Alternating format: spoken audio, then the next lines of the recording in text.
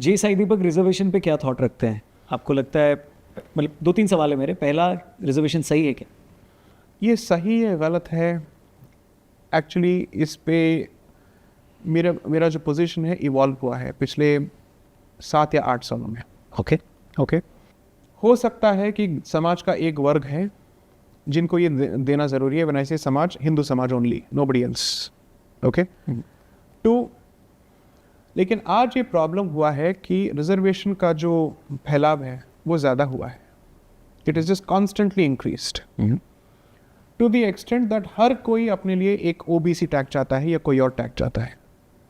And I am giving a very direct example here. मैंने uniform civil code पे एक lecture दिया था बेंगलोर में। उस लेक्चर की वीडियो को उठा के देखिए, वहाँ पे you will find a lady वकील। उन्होंने मुझसे मेरे लेक्चर के अंत में एक प्रश्न किया था और उन्होंने इसमें कहा था that she comes from the martial community of the Coorg region in Karnataka. And जब आरक्षण की बात हो रही थी स्वतंत्र भारत में in the 1940s and 50s, rather early 50s, इनके कम्युनिटी ने कहा था हमें आरक्षण की ज़रूरत नहीं है because we are a martial community. हमें क्यों चाहिए आरक्षण, हम अपने पैर पे खुद खड़े हो जाएंगे। आज the very same community is asking for आरक्षण because everybody wants access to state resources. And आरक्षण क्या करता है, वो हम सबको मजबूर करता है हम सबके कलेक्टिव लेट्स से प्राइड को कम करने के लिए। हम अपने अचीवमेंट्स को डाउन प्ले करते हैं, हम हमारे सोशल पोजीशन को डाउन प्ले करते हैं। क्योंकि जब तक आप डाउन प्ले नहीं करेंगे और अपने आप को एक विक्टिम के रूप में प्रेजेंट नहीं करेंगे और किसी और को ऑप्रेसर के रूप में प्रेजेंट नहीं करेंगे, तब तक आपको आरक्षण नहीं मिल सकता है। तो ये सिचुएशन आएगा कि हिंदू एक दूसरे को ऑप्रेसर ऑप्रेस्ड के उस बाइनरी से देखते रहेंगे और अंदर ही ये लड़ाई चलती रहेगी और इसी का फायदा कुछ लोग उठा रहे हैं। So here's what I would suggest. Constitutionally जो इनिशियल ग्रुप्स थे जिनको आरक्षण दिया जाना चाहिए था उनको रखिए और बाकी लोगों के लिए स्कॉलरशिप्स दीजिए। That's why I say that मंदिर अगर मुक्त हो जाते हैं, उनके जो रिसोर्सेस हैं, स्कूल्स हो या स्कॉलरशिप्स हो, और लोगों के उत्थान के लिए उसका इस्तेमाल हो सकता है, उसका उपयोग हो सकता है। आरक्षण को खींच के अगर आपने उसके जगह पे कुछ नहीं दिया एज एन ऑल्टरनेटिव, कोई और विकल्प आपने पेश नहीं किया, तो प्रॉब्लम हो जाएगा। तो आप एक विकल्प देना शुरू कीजिए जहाँ पे लोगों को कहें कि आपको स्कॉलरशिप्स मिलेंगे। अगर इशू ये है कि आपके पास रिसोर्सेज नहीं है किसी अपॉर्चुनिटी के लिए, उसके लिए आपको मदद मिलेगा, लेकिन कुछ चीज़ों पे समझौता नहीं होगा विथ रिस्पेक्ट टू परफॉर्मेंस। वो बेसिक स्टैंडर्ड रख लीजिए और एक कट ऑफ पीरियड तो रखिए जहाँ पे आप कहेंगे कि ये बात यहाँ पे जाके ख़त्म होगी।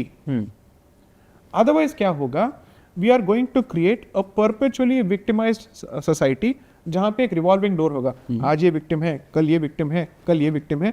ये एक म्यूजिकल चेयर बनता जाएगा कि जहाँ पे विक्टिम विक्टिम खेला जाएगा। So what I am saying is, if reservation at this point is a reality और इसको पूरी तरह से नकारा नहीं जा सकता है, उसको जितना हो सके सीमित रखिए ताकि मेरिट का जो लेट्स से पोजीशन है उसको बरकरार रखिए। कुछ पार्टीज ऐसा हिंट देती हैं कि वो ओबीसी आरक्षण में मुस्लिमों को भी एंट्री दे सकती हैं। इस पे आपका क्या टेक है? नहीं, वो तो हो ही नहीं सकता है।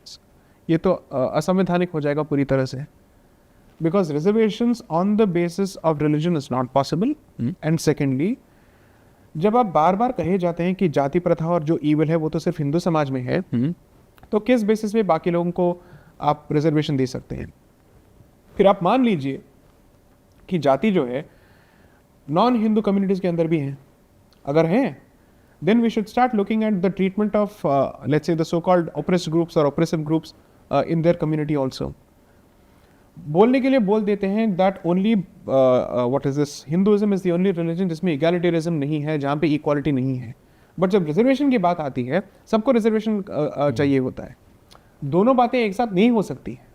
सो कर वापसी से सवाल निकलता है, हिंदू खतरे में हमने बात कर ली जी, मुसलमान खतरे में है क्या? पाकिस्तान बनने से पहले यही बोला गया था, पाकिस्तान बन भी गया, उसके बाद भी खतरा है।